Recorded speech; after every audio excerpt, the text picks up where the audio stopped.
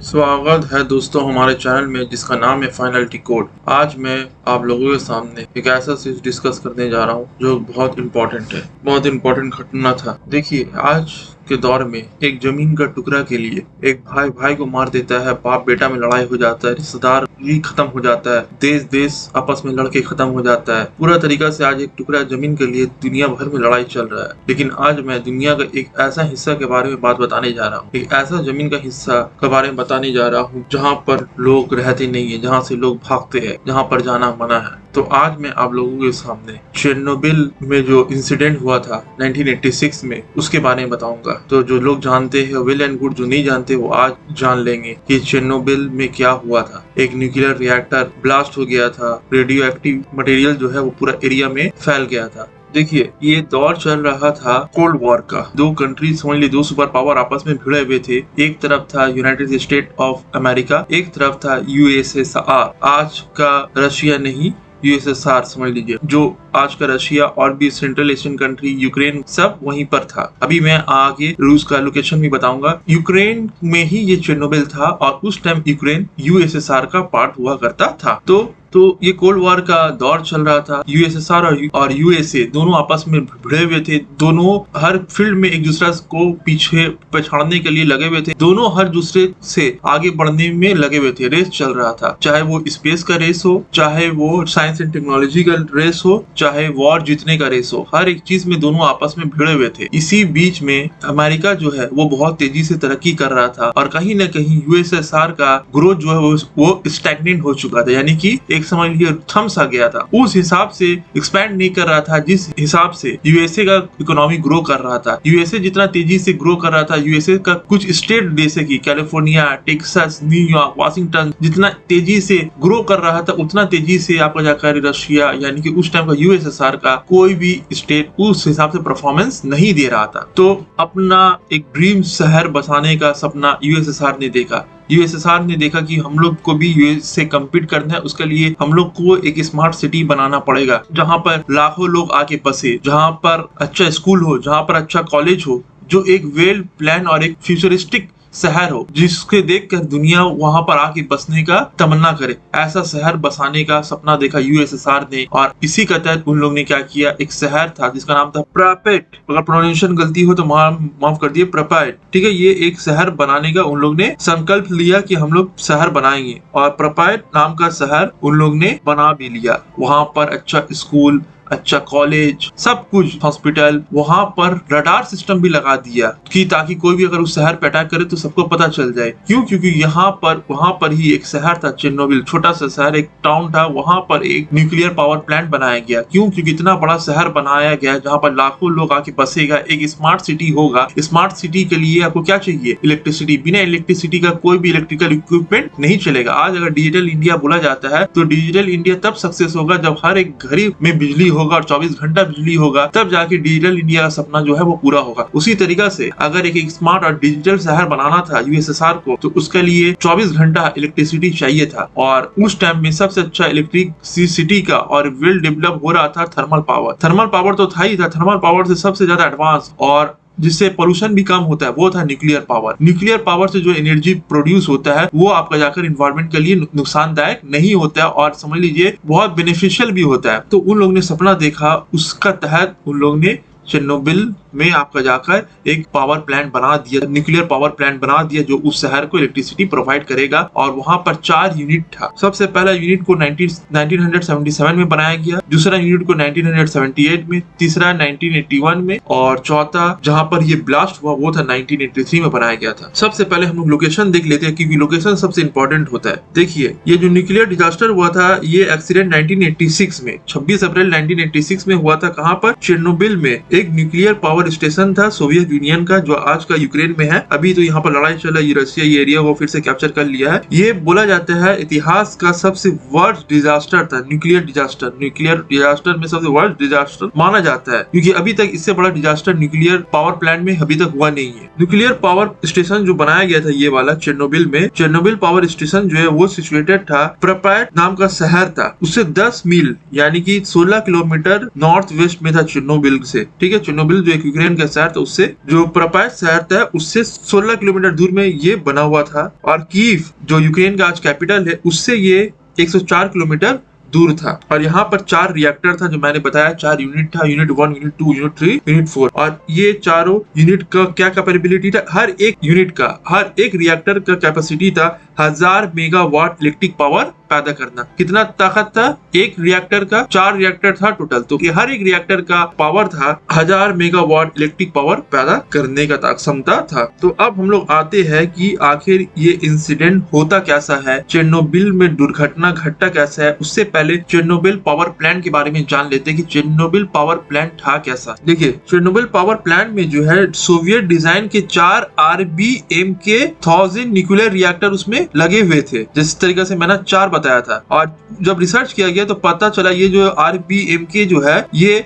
अच्छा नहीं है, ये डिजाइन कमजोर डिजाइन है। देखिए, RBMK जो है ये रिएक्टर्स प्रेशर ट्यूब डिजाइन के थे, जिनमें क्या था, यूरेनियम 235 डाइऑक्साइड को पानी गर्म करने के लिए ईंधन की तरह उपयोग किया जाता था, जिससे भाप निकलती थी। इससे क्या होता था, रिएक्टर के जो टरबाइन जो चलते हैं उससे क्या होता है, बिजली पैदा होती थी। ठीक है, वो जो टरबाइन चलता है उससे बिजली पैदा होती थी। ज्यादातर जो न्यूक्लियर रिएक्टर होता है उसमें किसका इस्तेमाल किया जाता है, कूलेंट करने के लिए पानी का इस्तेमाल किया जाता है, ताकि रिएक्टर को हम लोग क्या कर सके, नियंत्रण रख सके, यानी कि उसको स्टेबल रख सके और ज्यादा गर्मी और भाप को हम लोग क्या कर सके, कम कर सके। लेकिन RBMK 1000 कोर रिएक्टिविटी को काम करने के लिए ग्रेफाइट का उपयोग किया जाता था। देखिए, ज्यादातर आदमी लोग पानी का इस्तेमाल करता था, यहाँ पर RBMK 1000 जो है कोर, उसके लिए ग्रेफाइट का इस्तेमाल किया जाता था। तो क्या होता था, न्यूक्लियर कोर जैसे ही ज्यादा गर्म हो जाता था तो उससे क्या होता था, भाप का जो है बुलबुले बनना शुरू हो जाता था। तो इससे क्या होता था, ज्यादा जो आपका रिएक्टर था वो ज्यादा स्पीड से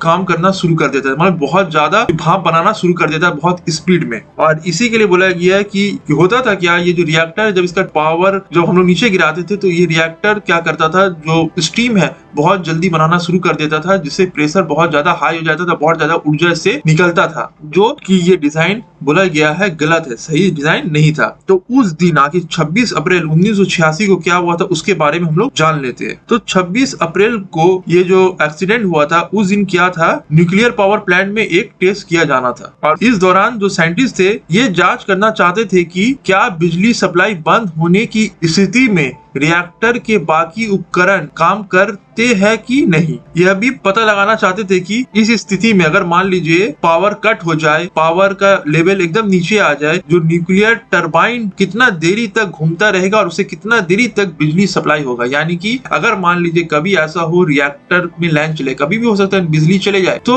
अगर बिजली चले जाने के बाद ये रिएक्टर कितना देरी, तो मान लीजिए जनरेटर शुरू करेंगे, जनरेटर शुरू करने में टाइम लगता है ना, जनरेटर शुरू करने में 2-4 मिनट का समय लगेगा, तो वो 2-4 मिनट का समय में क्या ये जो न्यूक्लियर टरबाइन है ये क्या चलता रहेगा और इससे इलेक्ट्रिसिटी पैदा होते रहेगा ताकि न्यूक्लियर पावर प्लांट रुके नहीं। तो यही चीज का टेस्ट करना था। तो ये जो बिजली से क्या किया था, रिएक्टर को ठंडा रखने वाले कूलिंग जो पंप है उसको बिजली सप्लाई हो सकता है कि नहीं कर सकता है, इसी को ध्यान में रखना था, क्योंकि न्यूक्लियर पावर प्लांट को ठंडा रखने के लिए पंपिंग कूलिंग पाइप होता है जो उसको रिएक्टर को क्या करता है, ठंडा रखता है। अगर नहीं रखेगा तो क्या हो जाएगा, वो ज्यादा हीट होने से ब्लास्ट हो सकता है। तो ये जो प्रोसेस है ये 25 अप्रैल से ही शुरू हो गया था। 25 अप्रैल का करीब रात का 1:30 बजे होंगे। टरबाइन को जो कंट्रोल करने वाले जो वॉल्व थे उसको हटा दिया गया था, जिसे रॉड भी समझ लीजिए उसे हटा दिया गया था। उसके बाद जो रिएक्टर जो था, मान लीजिए कभी इमरजेंसी सिचुएशन हुआ और रिएक्टर को ठंडा करने के लिए, इमरजेंसी सिचुएशन में रिएक्टर को ठंडा करने के लिए जो सिस्टम होता था उसको भी क्या कर दिया गया, बंद कर दिया गया। फिर रिएक्टर में एक ऑटोमेटिक क्या होता था, स्विच लगा होता था। उसका काम क्या था, अगर मान लीजिए कभी भी इमरजेंसी सिचुएशन हो जाता है तो उसमें इमरजेंसी सिचुएशन होने में जो न्यूक्लियर फिजन जो होगा, न्यूक्लियर फिजन जो हो, यानी कि जो हम लोग का जो न्यूक्लियर रिएक्टर उसमें जो न्यूक्लियर फिजन का जो रिएक्शन होगा उसको क्या करेगा, रोक देगा। तो न्यूक्लियर फिजन को होने से रोक देगा। तो साइंटिस्ट लोग ने क्या किया, वो जो स्विच था उसको भी ऑफ कर दिया, यानी कि पूरा जितना सिस्टम था सबको ऑफ कर दिया। तो इससे क्या हुआ, अचानक से जो रिएक्टर का जो अंदर में जो न्यूक्लियर फिजन का जो रिएक्शन था उसका प्रोसेस बहुत तेज हो गया और रिएक्शन जो था वो बेकाबू हो गया। तो जो पानी जो ग्रेफाइट जिससे इलेक्ट्रिसिटी पैदा किया था, जिसे कूलिंग किया जाता था, वो क्या होने लगा, तेजी से भाप बनने लगा, जिससे क्या हुआ, रिएक्टर के अंदर जो दबाव था वो बहुत ज्यादा बढ़ गया। इससे थोड़ी समय के अंदर क्या होता है, दो शक्तिशाली मतलब सब लोग एक्सप्लोजन होता है, जिससे पूरा ही जो इन्वायरमेंट होता है उसमें रेडियो एक्टिविटी जो मटेरियल होता है वो पूरा एनवायरनमेंट में फैल जाता है। तो क्या होता है, एक समझ लीजिए यहाँ पर क्या होता है, जब रिएक्शन होता है और जब ये धमाका होता है, धमाका इतना शक्तिशाली होता है कि रिएक्टर को ढकने वाली जिसका जो रिएक्टर जो होता है उसको ढकने वाला जो ढक्कन ही समझिए लोकल लैंग्वेज में जो होता है, उसका वजन होता है 1 टन से भी ज्यादा। और वो क्या होता है, मेटल प्लेट होता है और उसका ऊपर क्या होता है, कंक्रीट का मजबूत छत भी होता है। ये दोनों को वो क्या कर देता है, तोड़ देता है और उड़ा देता है। और चारों तरफ क्या हो जाता है, न्यूक्लियर जो रेडियो एक्टिव एलिमेंट है वो पूरा एनवायरनमेंट में फैल जाता है और एक बड़ा ऐसा बादल सा बन जाता है। न्यूक्लियर रिएक्शन जब होता है, जब कभी भी एटम बम फटे हुए आप देखिएगा तो एक बड़ा सा क्लाउड बन जाता है, धुआं का क्लाउड बन जाता है। फिर वो क्लाउड जो होता है आस्ते आस्ते कर एक्सपैंड होना शुरू कर देता है। तो ऐसे ही कुछ बादल देखने को मिला, कहाँ पर, चेरनोबिल में। जब ये चेरनोबिल में ये इंसिडेंट हो गया तो यूएसएसआर ने क्या किया, इसे दबाने का कोशिश पूरा तरीका से किया। तो जब वेस्टर्न मीडिया को पता चला कि वहां पर ऐसा कोई इंसिडेंट हुआ तो उन लोग ने बोलने लगे कि 5000 लोग मर गए, कोई बोला 2000 लोग मर गए, क्योंकि उन लोग का प्रोपेगेंडा था यूएसएसआर को बदनाम करने का। तो मीडिया के ऊपर थोड़ा भरोसा करिए समझ के, क्योंकि वेस्टर्न मीडिया को इसलिए मौका चाहिए था। उन लोग ये अपना न्यूज़पेपर में ऐसा कुछ छाप रहे थे जैसे कि बताया जा रहा था यूएसएसआर एक इररेस्पॉन्सिबल न्यूक्लियर पावर है, जो हो सकता है कि उसके पास जो एटम बम है उसका भी सही इस्तेमाल ना करे और पूरी दुनिया में तबाही मच जाए, तो उससे वो पावर छीना जाए। तो यही बताने का मतलब था कि न्यूक्लियर फैसिलिटी में उन लोग से क्या सा गलती हुआ जो इतना बड़ा इंसिडेंट हो गया। तो जब ये जब इंसिडेंट हो जाता है तो 27 अप्रैल को 30,000 जो इनहेबिटेंट होते, जो वहाँ जो आसपास जो लोग होते, उन्हें वहां से हटा दिया जाता है। यानी कि जो प्रपात शहर था वहां से उन्हें हटा दिया जाता है। और एक समझ लीजिए फेस सेविंग करने की कोशिश करते हैं कि नहीं कोई बड़ा कुछ नहीं हुआ। तो जो लोग वहां पर आके बसे थे, अपना एक सपना लेकर आए थे कि एक well develop well plan city बन रहा है, हम लोग का ग्रोथ होगा, तो उन लोगों को लगा कि हो सकता है कि कोई कारण से हमें भेजा जा रहा है। तो बहुत सारे लोग अपना टेस्टिमनी में ये बताते हैं कि हम लोग ने जो बेसिक सामान था वही लिया, बाकी हम लोग ने बहुत इंपॉर्टेंट सामान अपना वही छोड़ दिया। हमें लगता था कि वापस हम आएंगे, लेकिन उन्हें क्या पता था कि वो और जिंदगी में कभी भी वहां पर वापस नहीं आ सकते। तो आखिर यूरोपियन कंट्री और अमेरिका को कब पता चला, तो 28 अप्रैल का दिन स्वीडन में क्या हुआ, स्वीडिश मॉनिटरिंग स्टेशन था, वहां पर उन लोग का एटमॉस्फेयर में उन लोग ने देखा कि उन लोग का रेडियो एक्टिविटी जो है वो बढ़ा हुआ है, 40% बढ़ा हुआ है, समझ लीजिए। तो उन लोग ने बोला कि इतना ज्यादा तो रेडिएशन हमारा एनवायरनमेंट में तो होता नहीं जब तक कि अगर कोई बड़ा हादसा ना हो, और ऐसा तो कोई बड़ा हादसा हुआ भी नहीं है, तो फिर आखिर हमारे एनवायरनमेंट में इतना रेडियो एक्टिविटी एलिमेंट कहां से आ गया, ये चीज का उन लोग पता करने का कोशिश किए। तो उन लोग अच्छा से पूरा रिसर्च किए, उन लोग ने हवा का डायरेक्शन देखा कि ये रेडियो एक्टिविटी कहां से आ रहा है, तब पता चला ये चेरनोबिल शहर से आ रहा है जो यूएसएसआर का पार्ट था। तब उन लोगों ने सोवियत गवर्नमेंट से पूछा, तब जाकर सोवियत गवर्नमेंट ने एक्सेप्ट किया कि चेरनोबिल में क्या हुआ, कोई ना कोई इंसिडेंट हुआ है। और जब ये बोलना था तो पूरा दुनिया में हाकार मच गया और ऐसा पेश किया गया कि वहां पर कोई न्यूक्लियर एपोकलिप्स हो चुका है, और बोलने लगा कि बहुत लोग मारे गए, 2000 लोग मारे गए, लेकिन ऑफिशियल रिकॉर्ड के आंकड़ा के हिसाब से 50 लोग मारे गए थे। 2 लोग एट द स्पॉट मारे गए, जो उस टाइम रिएक्टर फटा था। तो रिएक्टर फटने के बाद भी कहानी है कि पूरा आग लग गया था, पहले तो फटा धमाका हुआ, फिर उसके बाद आग लग गया। आग को बुझाने के लिए फायर फाइटर लोग आए, तो फायर फाइटर लोग का बहुत ज्यादा नुकसान हुआ, क्योंकि जो फायर फाइटर लोग आए थे उन्हें पता नहीं था कि उन लोग जो जा रहे लोगों को बचाने के लिए रेडियो एक्टिविटी उन लोग को भी अटैक करेगा, और बाद में रेडिएशन से क्या होगा, उन लोग का भी जान को खतरा है। बहुत किसी का कैंसर से मौत हुआ, बहुत समझ लीजिए दर्दनाक मौत हुआ फायर फाइटर्स लोग का। फिर आखिरकार 5 मई को ये जो रेडियो एक्टिविटी से जो लीकिंग हो रहा था, रेडियो एक्टिविटी लीकिंग था, उसे क्या किया, ये रिएक्टर का जो कोर है उससे कंटेन किया गया। लेकिन जो भी वर्कर इस काम में गए उन लोग बहुत हाई रिस्क लेकर गए थे, चाहे वो फायर फाइटर हो या फिर हेल्थ वर्कर्स हो या वहां पर फौजी लोग, क्योंकि उस वक्त क्या बोला गया कि जाके आग को बुझाने के लिए पानी से तो बुझ भी नहीं रहा था, कुछ हद तक कम हुआ था। बोला गया कि जाके मिट्टी डालना पड़ेगा, क्योंकि वहां पर रेडियो एक्टिविटी मतलब रेडियो एक्टिव एलिमेंट बहुत ज्यादा फैल चुका है। रेडियो एक्टिव एलिमेंट जो है सिर्फ उस पावर प्लांट के पास ही नहीं, बहुत दूर तक उसका जो रेडियो एक्टिव एलिमेंट फैल गया, और इतना दूर तक फैल गया कि आसपास का खेत में भी चला गया। और उस खेत में क्योंकि 1-2 दिन लगा था ये बात को फैलने में, यूएसएसआर जो है वो पहले ये बात को दबाने की कोशिश कर रहा था। तो बहुत सारे जानवर वो घास खा लिए, वो घास खाने के बाद वो जानवर जो है वो रेडियो एक्टिव हो गया। फिर उसके बाद उससे दूध जो बच्चा लोग पिया, उसको बाद में बच्चों लोग को थायराइड कैंसर हो गया। तो ऐसा नहीं है कि 85 ही लोग मरा, ये तो ऑफिशियल रिकॉर्ड है, लेकिन इस रेडियो एक्टिविटी का वजह से बाद में कितना लोग मरे उसका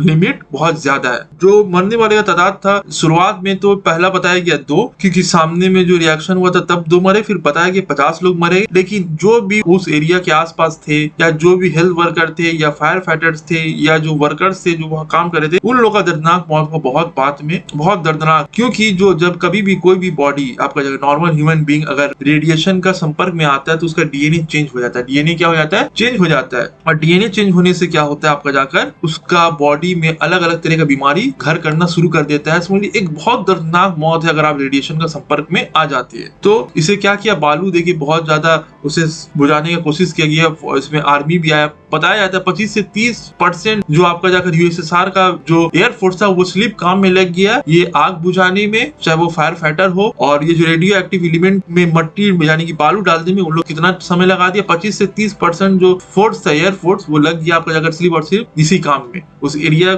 में बालू डालने के काम में लग गया। तो जब एयरफोर्स का एक ऑफिसर था वो जब जाके एक साइंटिस्ट से पूछता है कि हम लोग ने 1500 टन बालू डाल दिया, अब तो देखिए रेडिएशन फैलेगा नहीं। तो वो जो साइंटिस्ट था वो बोलने लगा कि आप तो ऐसा बोल रहे जैसे कि आप बहुत बड़ा काम कर दिए, ये तो ऐसा है जैसे कि एक हाथी को लात मारना, हाथी को लात मारने से हाथी हिलेगा? नहीं हिलेगा। उसी तरीके से आपने जितना बालू डाला है ये सफिशिएंट नहीं है, कम से कम 5 से 6000 बालू आपको डालना पड़ेगा तो ही हो सकता है कि रेडिएशन फैले नहीं। लेकिन ऐसा नहीं है, आज तक ये शहर वीरान और बंजर पड़ा हुआ है, रेडिएशन यहाँ से फैल रहा है। ये जो शहर है ये घोस्ट सिटी बन चुका है, इसमें गूज बम है, लोगों के लिए नाइटमेयर हो गया है ये शहर। बताया जाता है जब ब्लास्ट हुआ था 50 से लेकर 185 मिलियन क्यूरी रेडियो न्यूक्लाइड जो रेडियो एक्टिव फॉर्म होता है, जो केमिकल होता है, वो एटमॉस्फेयर में क्या हो गया था, फैल गया था। आपको हम एक एग्जाम्पल देके बता दूं, जो एटम बम, एक बम हिरोशिमा में, एक बम नागासाकी में गिराया गया था, कितना उससे ज्यादा तबाही हुआ था, कितना ज्यादा उससे एनर्जी क्रिएट हुआ था। तो उससे बोला जाता है कई गुना ज्यादा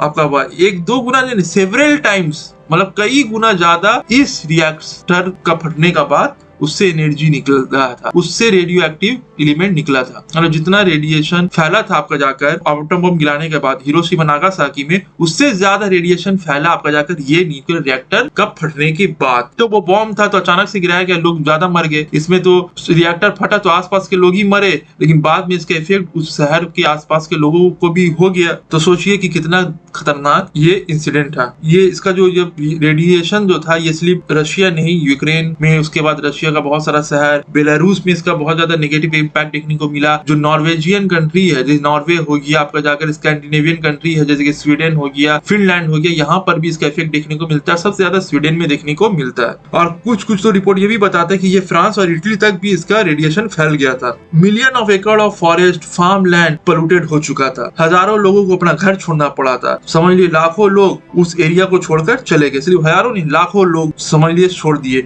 चेरनोबिल के आसपास जो थे वो लोग तो छोड़े, लेकिन वो जो प्रोपाइट नाम का जो नया शहर था उसको तो पूरा तरीका से ही खाली करवा दिया गया। सोचिए कितना खतरनाक इंसिडेंट ये था। फिर मैंने जैसा बताया कि जो लाइफ स्टॉक था वो भी कंटेमिनेटेड हो गया था, उन लोग भी रेडियो एक्टिव हो गया था। तो बच्चों उन लोग का दूध पी रहा था, उन लोग को क्या हो गया, कैंसर हो गया। और समझ लीजिए कि एक दर्दनाक मौत था बच्चों लोग के लिए भी। तो जब ये हादसा होने के बाद जो चेरनोबिल का यूनिट 2 है उससे 1991 में बंद कर दिया गया। फिर यूनिट नंबर 1 जो है वो 1996 तक कंटिन्यू रहा। फिर चेरनोबिल में यूनिट 3 जो है वो 2000 तक ऑपरेशन में रहा। उसके बाद पूरा तरीका से चेरनोबिल में पूरा यूनिट बंद कर दिया, क्योंकि चौथा यूनिट में ही ये ब्लास्ट हुआ था। तो चौथा यूनिट को तो खोलने का सवाल ही नहीं था। बाकी आहिस्ता आहिस्ता कर 2, 1 और 3 इसको भी पूरा तरीका से बंद कर दिया गया। जब ये रिएक्शन हो गया, जब इतना इंसिडेंट हो गया, तो सोवियत यूनियन ने क्या किया, 18.6 माइल यानी कि 30 किलोमीटर का एक न्यूक्लियर पावर प्लांट के आसपास का एक सर्कल बना दिया। बोला कि इस एरिया में कोई भी और नहीं घुसेगा। और फिर एक और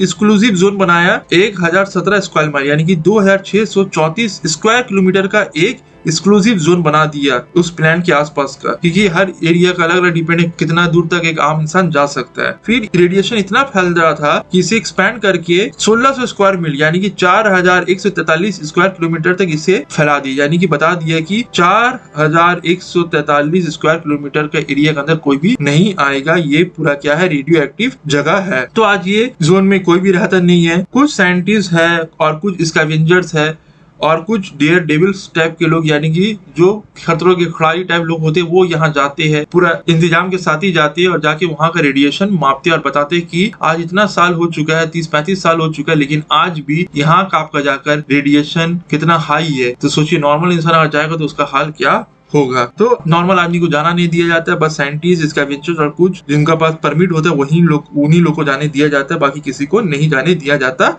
है। फिर जब 1991 में जब यूएसएसआर का खात्मा होता है, ये एरिया यूक्रेन का अंडर में चले जाता है। 2011 में क्या होता है, जो यूक्रेनियन गवर्नमेंट होता है वो क्या करता है, इसे एक्सक्लूसिव जोन बना देता है, जहाँ पर यहाँ पर लोग आते हैं, टूर करते हैं, चेर्नोबिल साइट को देखते हैं, जो ये शहर, जो प्रपैट शहर है, किस तरीका से बंजर हो चुका। तो ये समझ लीजिए कि डार्क टूरिस्ट सेंटर भी है। तो यूक्रेन इससे भी अच्छा खासा इनकम कमाता था। जहाँ पर एरिया जो है, जो डार्क एरिया है, जो रेडियो एक्टिव जगह है, उधर तक तो नहीं जाने देता था, लेकिन वहां पर भी कुछ लोग जाते थे परमिट लेकर। उसके आसपास का जो शहर है वो भी खाली करवा दिया गया है, तो वहां पर लोग जाते थे, वहां पर म्यूजियम बना दिया गया है, वहां पर लोग जाते हैं और देखते हैं कि इतना बड़ा शहर बनाया, इतना प्लान सिटी, ये कैसा करके बर्बाद हो गया। तो जब 2022 में जब रशिया ने यूक्रेन पे इन्वेजन किया, तो रशियन आर्मी था, उन लोग क्या किया, थोड़ा सा लड़ाई के बाद ये चेर्नोबिल को फिर से अपना पास कब्जा में ले लिए है। तो ये था दुनिया का सबसे वर्स्ट न्यूक्लियर डिजास्टर। बोला जाता है इसमें मिलियन और बिलियन डॉलर का खर्च बैठा था, किसका, यूएसएसआर गवर्नमेंट का,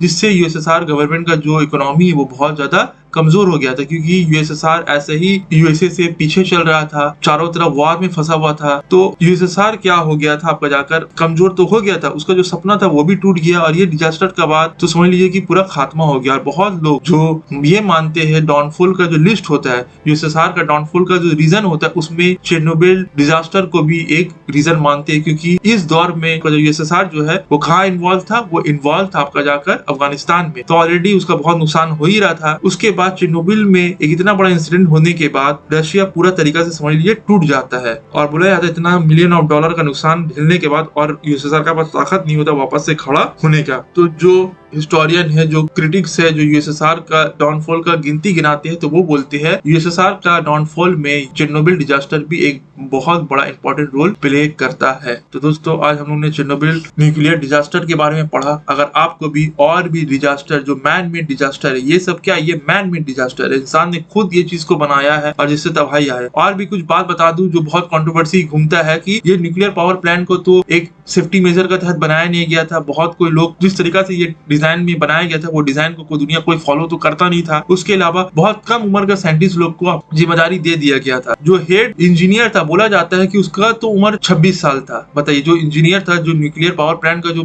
हेड इंजीनियर था, उसी का 26 साल था। सिर्फ और सिर्फ मात्र 26 साल का लड़का था, उसी ने वो स्विच ऑफ किया था, इमरजेंसी स्विच। अब बताइए, जो रिएक्टर को जो ठंडा करता है, इतना बड़ा बड़ा पावर प्लांट का जिम्मेदारी इतना कम उम्र के या इतना अनस्किल्ड एम्प्लॉय लोग को दीजिएगा तो उसका क्या होगा। तो बहुत कोई बोलते हैं कि इसका पीछे बहुत साजिश है, कुछ भी है, लेकिन ये एक बात मानने को है कि बहुत इनएक्सपीरियंस, जिसका पास एक्सपीरियंस है कमी है, ऐसे लोगों को जिम्मेदारी दे दिया गया इतना बड़ा काम का। तो जब सिचुएशन आउट ऑफ कंट्रोल हुआ तो ये लोग क्या हुए, अपने आप को उस कंट्रोल, जो सिचुएशन है उस हिसाब से अपने आप को ढाल नहीं पाए। इसके ऊपर चेर्नोबिल डिजास्टर के ऊपर भी एक वेब सीरीज भी है, उसे भी अगर आप देखें तो उसमें भी अच्छा नॉलेज दिया है। तो दोस्तों हमारे चैनल के साथ जुड़े रहने के लिए शुक्रिया। अगर आपको और भी कोई अच्छा कंटेंट चाहिए तो हमारे नीचे कमेंट सेक्शन में बता सकते हैं। Thanks for watching friends.